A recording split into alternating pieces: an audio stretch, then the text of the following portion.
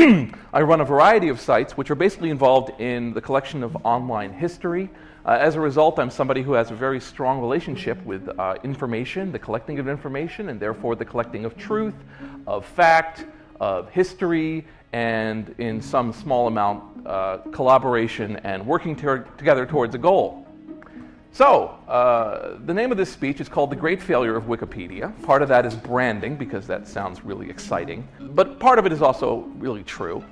I first became aware of Wikipedia about a year and a half ago, maybe about a year and a half, 2 years now, where I had heard what a lot of people hear when they hear about Wikipedia. They hear about the idea that it is this online encyclopedia that anybody can edit, and that there's this software that allows people to collaborate, provide information, truth that they find, or history or facts that they find, and together, working together, this large group of people are able to create a superior learning and reference tool that, because of its free license, will allow people to share it universally, without limit, up to the infinite future, to the point where, as Mr. Wales puts it, it is the availability of the sum of human knowledge to everyone on Earth for free.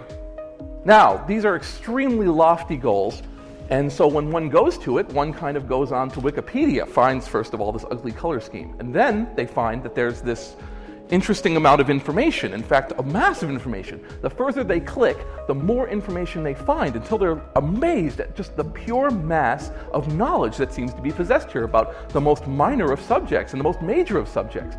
All of it seemingly pretty well edited, pretty well put together. Where it isn't, it looks like there could be some rules that come by. And so for many people, when they go to Wikipedia, they might come with a pet subject and say, wow, this is an amazing success. I wish to know who the King of Spain is, and then I can find that out here. Here is the King of Spain's name. Fine. Oh, and it turns out Spain exports this crap a lot. Let's find out more about that crap. And 4 hours later, they come away and say, wow, Wikipedia is a great experience. I do not dispute that. I do not dispute that Wikipedia, for a person who is playing the part of a tourist, a web browser, is a beautiful success. It provides you with a large amount of information, most of it seeming to be relatively accurate, and for the purposes of the fact that you didn't know how much of something there was, or what the name of something was, or what something stood for, you get that reference pretty quickly.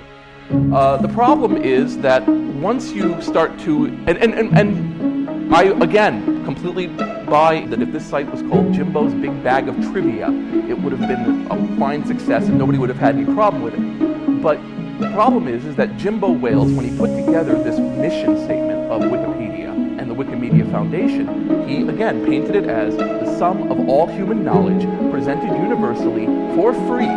In fact, Mr. Wales tends to be, for me, most of the source of a lot of criticism of Wikipedia, simply because of two reasons.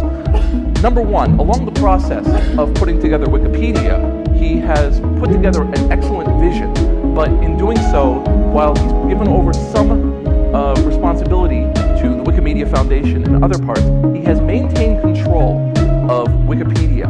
So his statements are still considered to be Wikipedia's statements. This is actually at odds with a lot of the mission statements. So for instance, when he goes on to CNN and says, we make the internet not suck, he is speaking for Wikipedia. So this puts them in an interesting position. When I started out with Wikipedia, I started out actually editing the Xanadu film entry, because it was a minor interesting thing and put in some facts and so on. I dealt with Wikipedia as a lot of people who take a more than slight interest in it do, which is that you go into Wikipedia and begin to edit it, begin to make minor changes. Now, this brings up an interesting idea, which I've tried to push, which is that unknowingly, and these kind of things happen, unknowingly, Wikipedia happened upon a form of human addiction. That is to say, it turns out that if you give people a stage, and you give them a stage where they have total control, even if it's for a short amount, they will not rest until they can do it again. In other words, like if you say to somebody, well, if you go and you edit this entry on Jimmy Carter, for however long it is in there, you are the authority on Jimmy Carter and everyone will know it. This is a completely addictive process. It's what keeps a lot of people going to Wikipedia as a editing faction, because when they use it, they end up saying, wow, I've done it. I've changed the world. And to some extent, they're correct. Because of Wikipedia's freedom, and again, this calls into a criticism. When I talk about Wikipedia in a non-positive fashion, I receive a number of criticisms, which are very normal. Now, there's an entire faction of people who says, who gives a shit, it's Wikipedia. And that's fine. And then there's a group of people who say, well, you know, Wikipedia is really important and you just don't know it yet. Now, I always say you cannot aggrandize and self-depreciate at the same time. You can't say, I'm really good, but actually I'm kind of an asshole. If you do that, what ends up happening is that you get to choose what, you know, you get to put on the asshole or aggrandizement cap based on the criticism that you received that day. So, in doing so, I'm going to assume that Wikipedia is holding to the credo that it put together, that is to say that it is aiming to be the sum of human knowledge, that it continues to compare itself against reference materials. So the first criticism is, well, if it's on Wikipedia, you shouldn't believe in it. Now this is what I call the illegitimate child theory. You know, people say, well, you know, you shouldn't have unprotected sex. You should not have sex in a way that you do not regret the outcome. That's fantastic. That would explain all the illegitimate children that occur every year. You know, you can say how people should be, and then you can see how people are. With Wikipedia, because it provides this easy bit of information for people, they can go and get the basic knowledge of something. They can turn away from that and say, that's it, that's all I need to know. If it's wrong, it's wrong. And because of Wikipedia's high page rank, and because of the fact that it can generate a lot of text, it has now become a target for spammers. And initially, Wikipedia has been able to handle this pretty well. One of the side effects of Wikipedia's massive, and this is a benefit of Wikipedia's massive interest, is that it gets a lot of fucknuts. Now, because of that, it's able to fight against the spammers. Now, to avoid that for the moment, what a lot of spamming places now do is they pull Wikipedia text, which is licensed under the GFDL, and they proceed to put it on their own sites and call it webanswers.whatever, and they fill it up with text ads. Now, this is interesting because what ends up happening is, for instance, let's say Carmine DeSapio. We're unfortunately going to have to go through a lot of trivia here. Carmine DeSapio was the last head of Tammany Hall, which was the political machine that controlled New York City for 100 years. He was the only non-Irish head. He basically got into a lot of trouble, and that was the end of Tammany Hall. Now, almost all the information on Carmine DeSapio is from Wikipedia. If you go and type this man's name in, you'll get 100 matches. All of them are variations of the Wikipedia article. The Wikipedia article was typed in by a retiree from Iowa off of the New York Times obituary from Carmine DeSapio's death, which happens to be locked down under registration so it doesn't get out as much.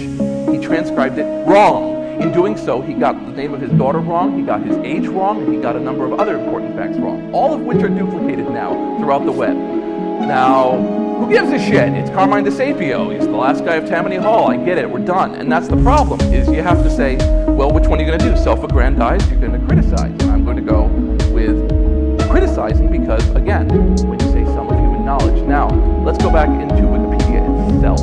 One of the things that Wikipedia has going for it, which I consider one of its great successes, is the fact that it has this general philosophy of opening up to the world and saying to the world, hey, you know, come on in and edit. Now, keep in mind that in 2006, that's a bit of a lie. What Wikipedia, and this is the function of this speech, is not to criticize Wikipedia, but to point out how Wikipedia represents the first wave of a coming information war and something where the internet, as it becomes more important as a source of information, is going to be headed off by certain forces, by certain techniques, some of which are successful and some of which are not. And that because Wikipedia has let itself be open to this, we are seeing these techniques in use today, where in 10 years they will actually affect lives directly. In 20 years they will be vital to lives. Wikipedia, because of its high page rank, becomes the source material, and it has a large amount of people who want to do things for it, a large amount of people who want to control it, and a large amount of people who want to wreck it. Now, wrecking it is variant. One of the ways people point to the success of Wikipedia, and this is what drives me nuts in these articles that compare it to Nature and other writing, is that people say, well, I went in and I made a stupid error. You know, I went in and I said that, you know, George Bush has a purple nose, and it was changed within 30 seconds. Wikipedia is a success. Now keep in mind, the George W. Bush article spends less than 20% of its time unvandalized. On a given day, over 80% of the day, the George Bush article is spent vandalized.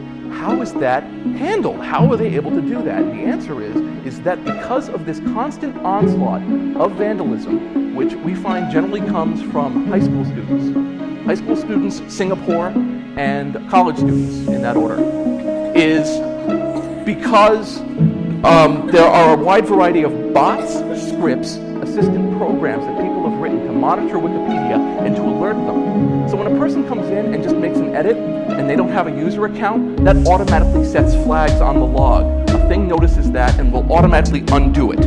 Okay? So you're not really talking with Wikipedians there. You're really kind of just fighting a bot script, something that is the equivalent of you typed the wrong password in. You came in and you did something really strange. Because you're somebody who wasn't there before, and you went immediately to this article and you made this amount of change, it is assumed you are a vandal, you get a red flag, somebody notices it, they undo you. So you really can't judge the success or failure of Wikipedia's editing by that. You can judge the success that somebody had to write a client to interact with this information space and be able to undo it that quickly. In Wikipedia, there's basically a form of information vandal. They're called vandals who come in and undo something. That's an interesting problem too because there's an entire Wikipedian language. Set that aside for the moment. In surgery stations, there is a problem where there are antibiotics used to work with patients. Because of that, over time, a sterile room that has constant antibiotics will develop superviruses, strains that are much more powerful than the antibiotics because they're in this constant environment of onslaught. Until when you get hit with one of those superviruses, should this happen, you are at a great disadvantage because antibiotics don't work. This thing has been through a lot more problems than you can imagine. Wikipedia is unintentionally causing these.